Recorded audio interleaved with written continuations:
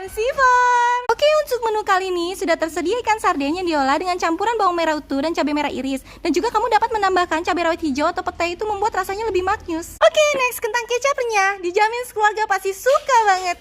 Jadi tipsnya iris kentang setipis mungkin untuk hasil akhir yang renyah. Oke, next menu yang ketiga adalah tumis sayur pahit. Tentunya pasti tahu dong manfaat sayur buat kesehatan tubuh kita. Oke, ini dia menu harian sederhana. Kamu boleh banget masukin ke daftar harian menu kalian ya guys. Semoga video ini dapat menginspirasi khususnya untuk ibu-ibu yang hebat yang ingin menyajikan makanan yang sederhana dan sehat tentunya untuk keluarga tercinta.